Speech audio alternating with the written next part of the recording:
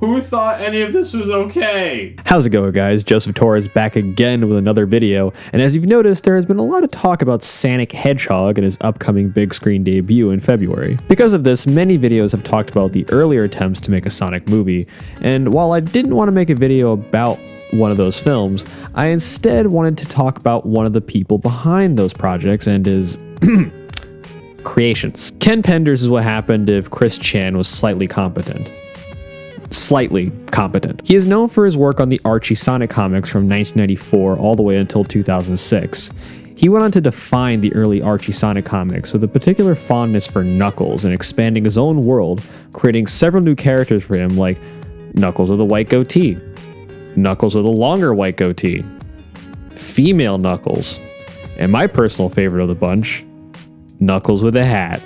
While Ken Penders contributed much to the Sonic comic series pre-reboot, and you could argue was the mastermind behind much of the universe it established, over the years Penders has been criticized by fans of the comic for a recurring amount of reasons, mainly a disregard for modern interpretations of established game characters, overly emotional dialogue, wanting to write stories where characters lose their virginity in all-age comic books. What the fuck? And above all else, really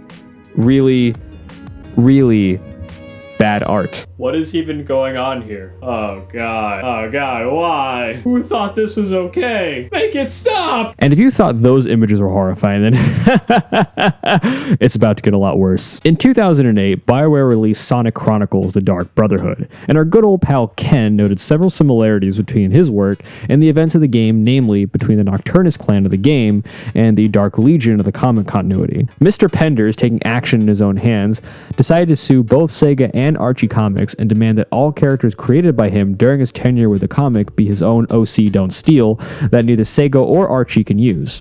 Archie tried to counteract his lawsuit by claiming that Penders signed a work-for-hire contract when he started working with them, effectively making everything Penders did in the comic property of Sega. However, Archie's legal team was unable to produce said contract because they're dumbasses, stating his exact deployment with the company. The lawsuit ended in a settlement in 2013, with the court in favor of Ken Penders. The lasting effect of which is that Archie was no longer able to use several of the characters that have been established in Sonic continuity for years, causing them to reboot the comic with issue 252 later that year. And what did Penders end up doing with all those characters, might you ask? Well, I have the answer, and I assure you, you'll wish you can unsee what you're about to see.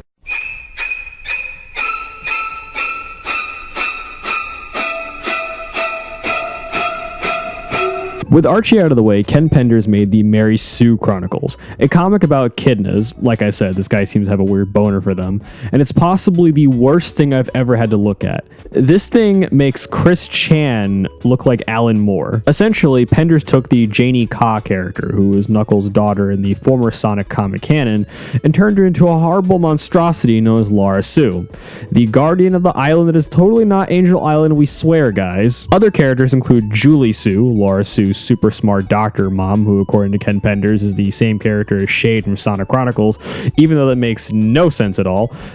Just go with it, apparently, according to Ken Penders. lara-su's unnamed father, who is totally not Knuckles, we swear he is completely original, you guys. Dimitri, who is like a bad guy, I guess. And Anthony Mackie in a spacesuit. As of late 2019, Ken Penders has yet to put out an actual issue of whatever the hell he thinks this is, and so far all we've gotten is a really bad cover art and this.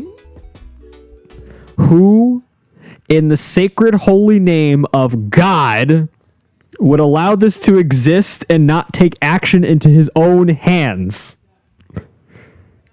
Somebody call Chris Hansen.